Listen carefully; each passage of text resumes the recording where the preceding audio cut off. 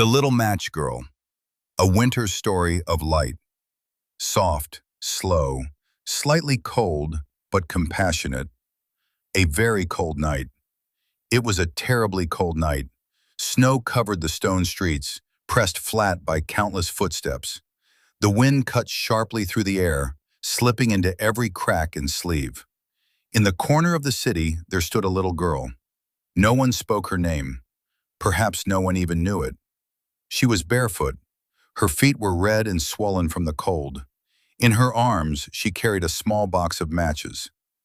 Matches for sale. Her voice was no louder than a breath.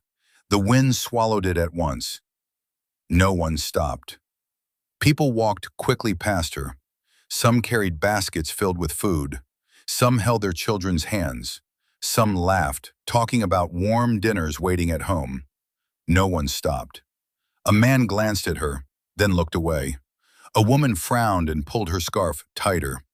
A child turned back, curious, but was quickly pulled forward. The little girl looked down at her feet.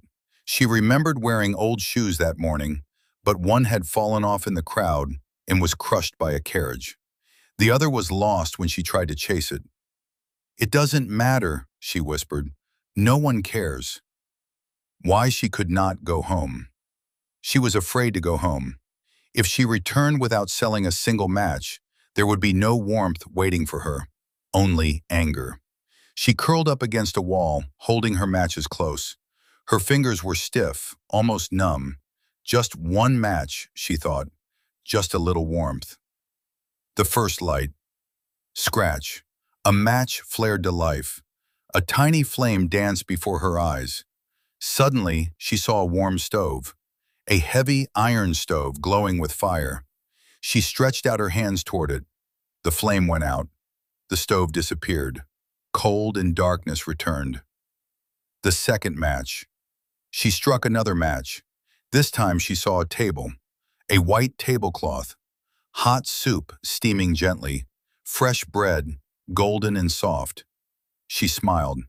As she reached forward, the light faded. The table vanished.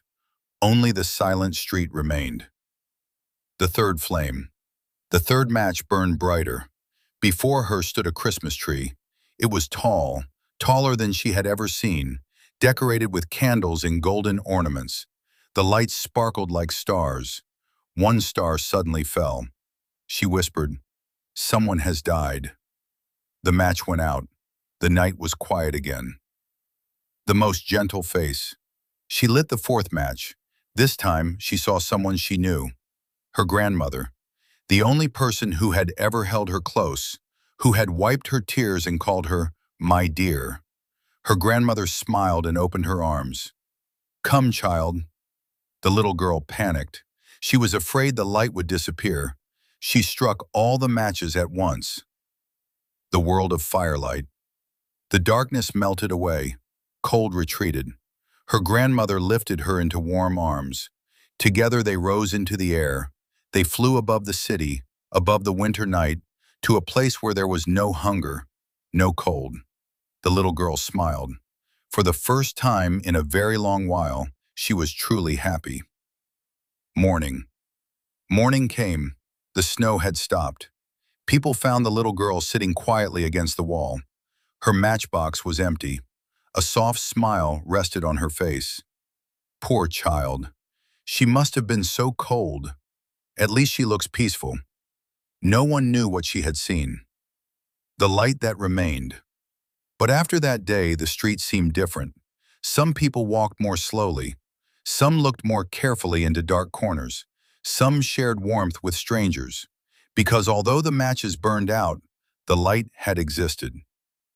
Ending. Some children do not need grand dreams of the future. They only need a little warmth to be seen. And if you choose to stop, if you choose to care, you may become the one light that does not go out.